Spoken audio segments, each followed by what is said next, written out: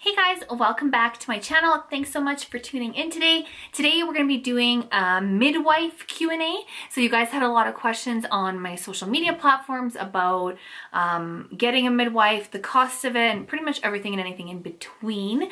So if you are interested in learning more, then stick around. It's a program. So first of all, if you are not new to this channel, you might notice that I'm in a different place to film this video. I'm not in my office. I'm in our baby girl's nursery, which I thought would be the perfect place to do this type of video and maybe the rest of the baby videos. And then another thing, I am out of breath like all the time now. I feel like talking fast in the way that I usually speak like that makes me super out of breath. So if I'm out of breath during this video, don't be concerned. Everything's fine. This is just my new normal.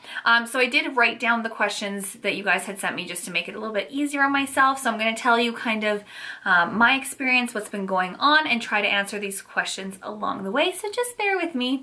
So the first question that pretty much everybody has been asking is how to get a midwife. So here we're in Calgary, Alberta, Canada. So here you basically get a midwife by applying or a referral. Either way, you have to apply for a midwife. So you choose the midwifery house that you want to go with, and then you apply through them. So you can either choose all of them if you're just concerned about getting a midwife and it's not so much you're looking for a specific place, or if you have something special in mind, then you pick one. Obviously there's a lot higher chance of getting one if you pick more than one, and it's not necessarily easy to get a midwife. So when you apply, they basically suggest applying as soon as you become pregnant because it's not easy to get in, and if you I want to say if you're 12 weeks pregnant and you don't hear from them by then you should make other plans with your doctor. So basically when you get pregnant, you go see your doctor, you get like your initial pregnancy test done, initial screenings, so on, and then you would apply for a midwife at that point. Now, if you do get a midwife, you stop seeing your doctor. So that was one of the questions. Do I still see my doctor? No, you're not for at least if you have something else going on, for sure.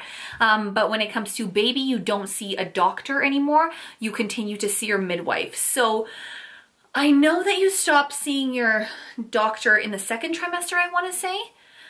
You see a regular doctor and then you go to like your baby doctor that they give you after 12 weeks. So this, again, only applies if you are not high risk, as they call it. So, I mean, high risk pregnancy can be so many things, so it really depends. But for me, I almost was high risk because I had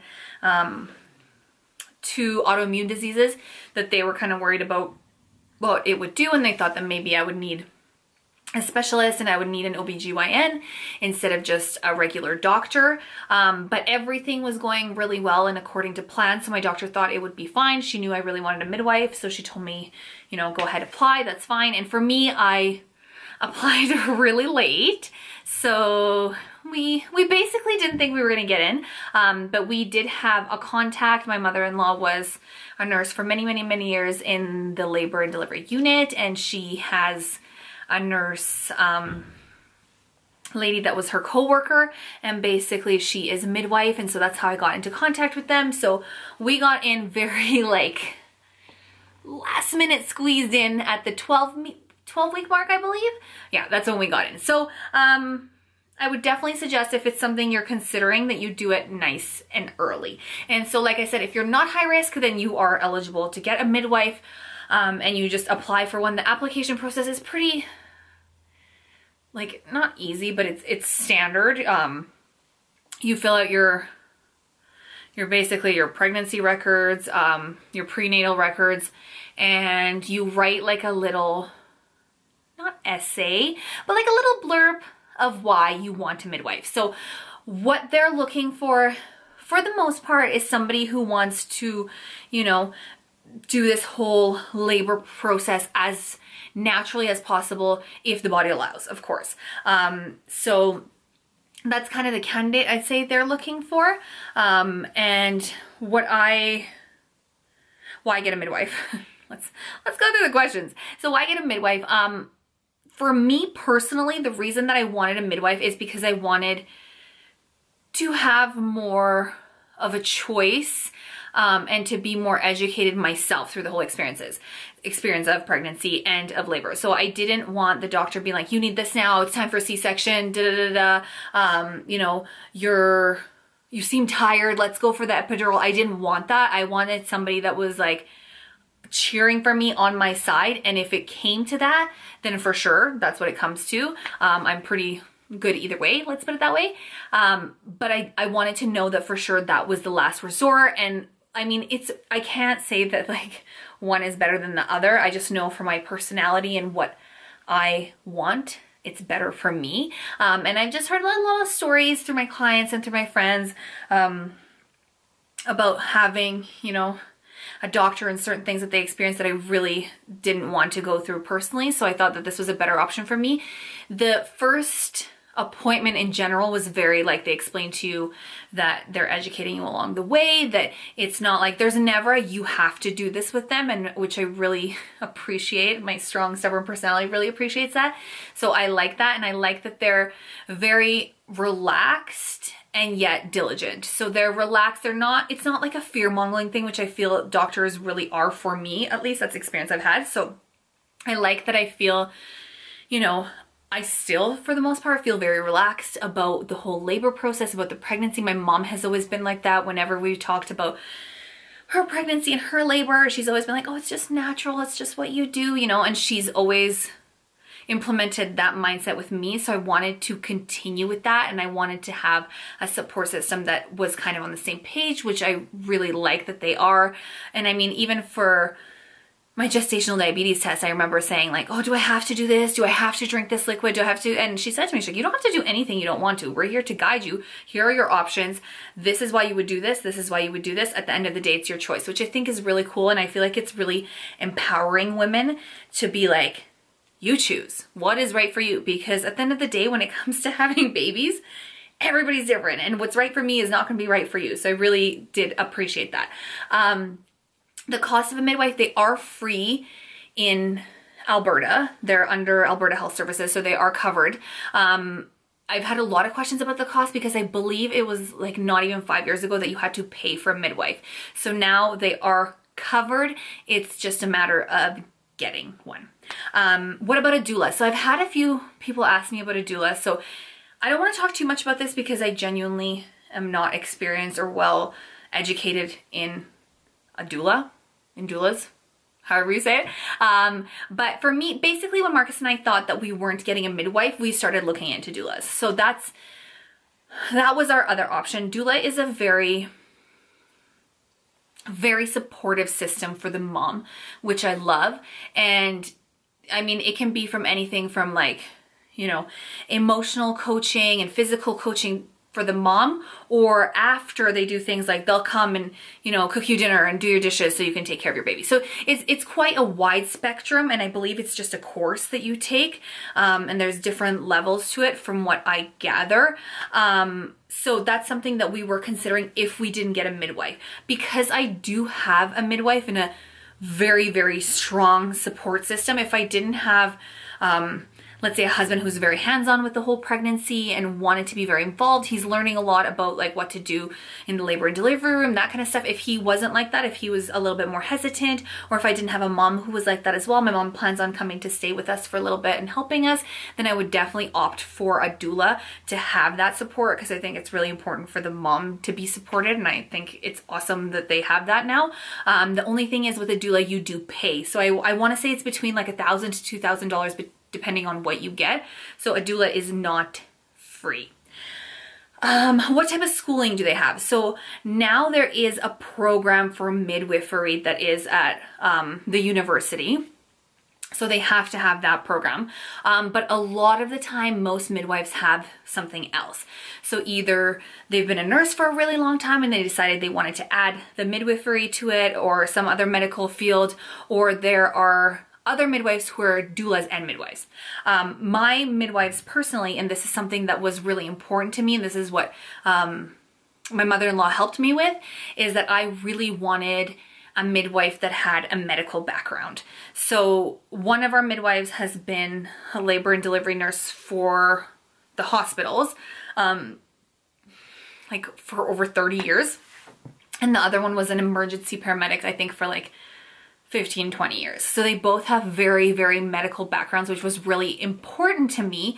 But that's not always the case. So when you do apply for a midwife, you will see their credentials on their page that's listed. So you'll be able to see if it is, you know, a midwife and a nurse, or just a midwife, or a midwife and a paramedic, and so on. So it depends what is important to you, but both my midwives have a background in medicine on top of their midwifery. When would you need a doctor? So I think this means like in labor wise. So if you're not high risk and you have a midwife, you would need a doctor in emergency situations. So even though they are trained, obviously, basically, I like to say you would need a doctor in the same time that when you have a doctor, you would need an OBGYN. So if, you know, the baby gets stuck or the baby is breech, which you would know anyways, if you were to have a C-section, obviously, and so on. I think like any type of emergency situation would be handled then by the doctor. So do you need a midwife and a doula for labor? So like I said, I personally don't need it. I think if you don't have that type of support system from family, significant other, friends, whoever, if you have a friend that's really good with this, very calm energy and able to like bring you down, then definitely you have that support system. If you don't, then it would be a good idea to have both, because the midwife will be doing the medical procedure part of it and delivering your baby. So it would be nice to have, I think, in my opinion, to have the doula there just kind of giving the mom emotional support and coaching and so on. Can midwives perform life-saving procedures at home? Life-saving, not necessarily. So basically the way that my midwife explained it to me is that if there was like any 1%, 0.5% of anything that they think was like, okay, this isn't going according to plan, then you call an ambulance and you get to the hospital, or they take you to the hospital, depending on how much time you think they have. My midwife, who is the paramedic, she said they basically have like a miniature hospital in their car anyways. So if something goes wrong, they have a lot to work with, but they don't like to take the chance. So if they feel like something is off or weird, they'll take you to the hospital right away. Do you still see the doctor? So you don't see a doctor, like I said before, if you have a midwife and everything's going according to plan. But if there's other things that are going on with you, of course you see your doctor. You don't see your midwife for that. You see your midwife for all the baby things. So for example, for me, I have hypothyroid, and my doctor still likes for me to get my thyroid tested throughout my pregnancy, even though you do that anyways for pregnancy. So basically I just go and I send the test both to the doctor and the midwife, and then if something is off, the doctor will call me. But otherwise, the test is sent to both of them, and that's the only time that I would go see the doctor. Okay, are you giving birth at the hospital? So that's still up in the air. Originally, I had planned on being at the South Health here in Calgary, which was a newer hospital, and there was a lot more bathtubs that you could labor in. It's not so hospital-y. Hospitals really freak me out, so that was my plan. Now they've changed it that I'm nowhere near that area of the city, so I unfortunately cannot have the baby there. So I mean, I would personally be totally okay with having the baby at home, but Marcus is really uncomfortable with that, and he's going to be my strongest support system, so I really want him to be at a place where he's comfortable and not anxious. So I do get that, and it is, I believe, both of our choices. I think we make this choice together. So there is a midwifery house that is across the street from the hospital, so I know he felt a little bit better about that.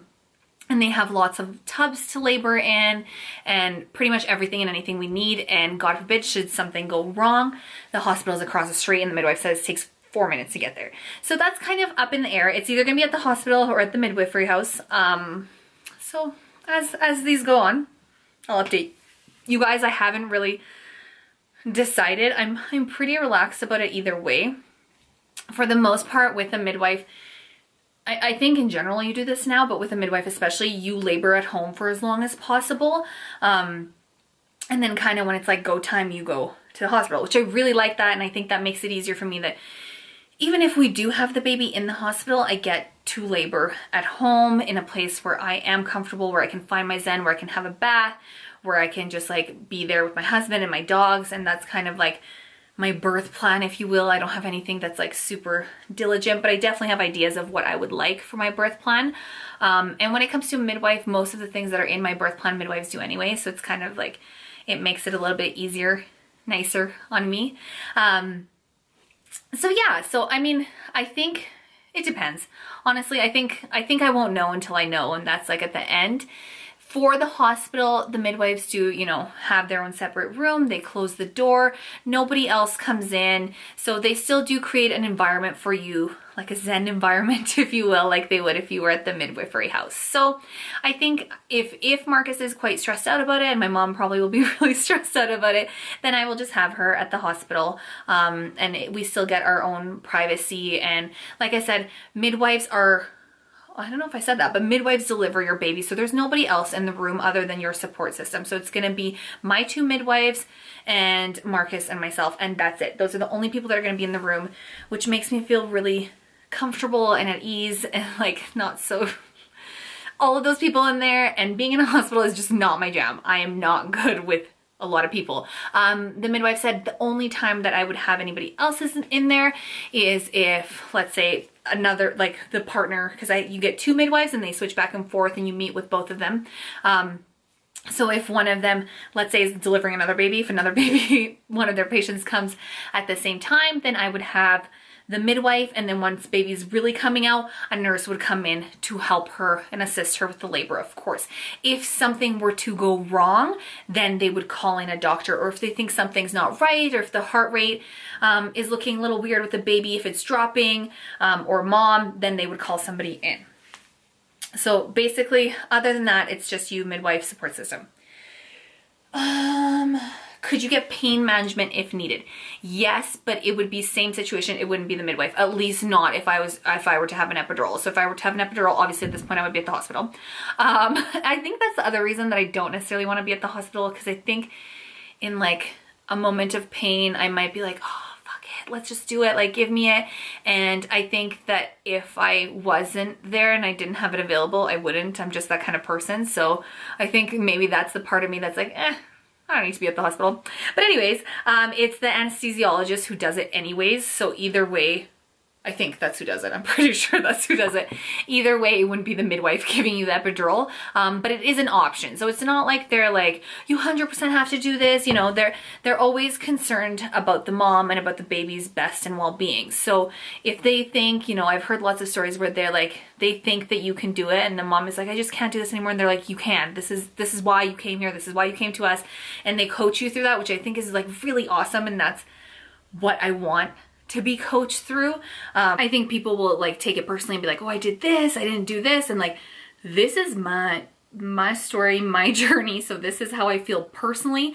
And it might change also. Like, I'm saying this as a pregnant person, not as a laboring mother. So I'm very aware of how things might change, but this is why I chose this path, because I kind of had an idea of how I wanted it to be. So far I've really liked my midwife experience. It took some getting used to. If you guys read my blog, I talked a little bit about it, just because it is more of a relaxed approach. And so there's not a lot of like, be careful, this can happen, and this can happen, and this can happen, and this can happen. It's very like, we'll deal with that when the time comes. You're doing great, you're doing fine.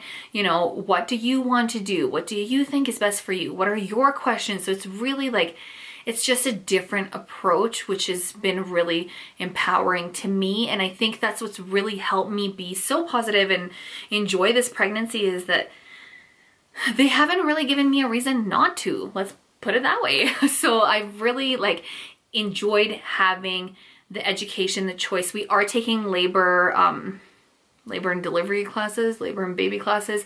We are taking them, Marcus and I, together. There's two options. They're both through Alberta Health Services, but you can take the regular one or you can take the ones if you have a midwife. And the midwife ones are just, again, the way the midwife explained it to me is the exact same information is taught. She just said she's noticed with her patients and her moms, that the people who do the non-midwife one are just a little bit more like afraid and panic type of thing. And the people who do the midwife one are just more, she felt they were more just educated and like prepared for what was going to come, prepared for anything that could come. So I like the idea of that. I will keep you guys posted when we start to take the classes because I really don't know. We haven't done one. I think our first one is in 2 weeks. So I'll keep you posted on that, definitely. But yeah, like I said, so far I've really enjoyed the experience, and I think it's really important to ask questions and ask, you know, what your options are, to ask if there's an option different than a doctor, if that's not the route you want to take. And if you do want to take a doctor route, for sure, go for it. I think just there's a lot of misconception about midwives, and I've been asked so many random questions along the way.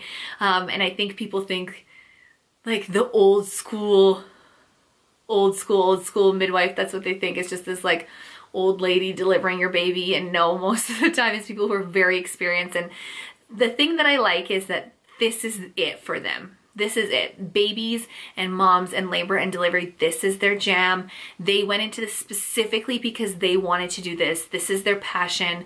My midwives both told me they've delivered, like one's delivered over like 1,000 babies, one's delivered over like 500. Like, this ain't their first rodeo, and it makes me feel really safe in their hands. And I like the way that they treat me. My two midwives are very different. One is a lot more like to the point. She's like, this is how we do, you know, this is what could happen, blah, blah, blah. She's like more direct with you. And then the other one's more like motherly and nurturing. So I like having the two different sides. I think it's important to have both. But overall, the experience has been just really enjoyable for me, and I'm excited to see how the rest of the process goes. At 36 weeks, they do come to our house and they answer any questions that I have, further questions on labor and on delivery, and we kind of make a game plan for what's going to happen. They did say, like, when I do go into labor, or at least experience the first couple of contractions, I call them, they'll come to the house and they'll check on me, which is really nice. Or if I sound like baby's coming out, if I sneeze, and they'll meet us at the hospital. But it's nice, it's a lot of support. And then they do come visit us for 5 weeks after, and we go visit them as well after the baby comes to help with like breastfeeding, any other questions that we may have. So it's really nice. Like the way that they explain it to us is that they really get to build a relationship with the mom and with the baby, and they become attached as well, which I think is really nice, because if you do have a doctor, you don't know which doctor is going to be delivering your baby, versus for us, it's one of these two women. That's it. And two women that we are building a relationship with. So I think that's really cool. I think that's all the questions. Hopefully I answered them. If you guys have anything else, please leave it below. Or if you want me to share anything else when it comes to the whole like midwife process, ask the questions below in the comments. If you liked the video or found it useful at all, please give it a thumbs up. If you haven't subscribed already, please do so, and I will catch you in the next one. Bye.